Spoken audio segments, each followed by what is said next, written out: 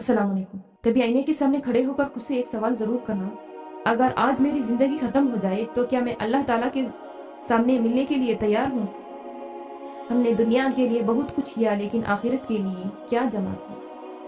یاد رکھو، اللہ تعالیٰ گنہگار بندے کو نہیں بلکہ تکبر کرنے والے بندے کو ناپسند فرماتا ہے۔ جو آج سچے دل سے توبہ کر لیتا ہے وہ اللہ کے نزدیک بہت محبوب ہو سکتا ہے۔ ہر سانس امانت ہے، اسے ضائع نہ کرنا۔ اپنے رب کو چھوڑ کر کسی کو خدا نہ کرنا۔ یہ دنیا مسافر خانہ ہے، ہمیشہ کا گھر نہیں۔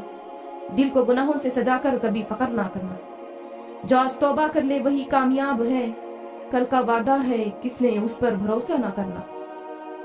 نمازوں میں سکون ہے، قرآن میں روشنی ہے، اپنے دل کو اللہ سے جدا نہ کرنا۔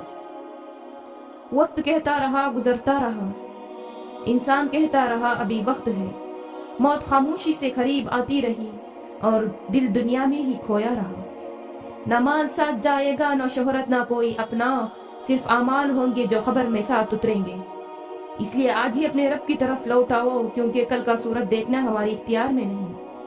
اللہ تعالیٰ کو ایک سجدہ، ایک سچی توبہ اور ایک آنسو بھی بہت محبوب ہو سکتا ہے۔ اگر یہ بات آپ کے دل کو اچھی لگی ہو تو کمنٹ میں اللہ لکھ کر جائے اور اس پیغام کو دوسروں تک ضرور شیئر کریں۔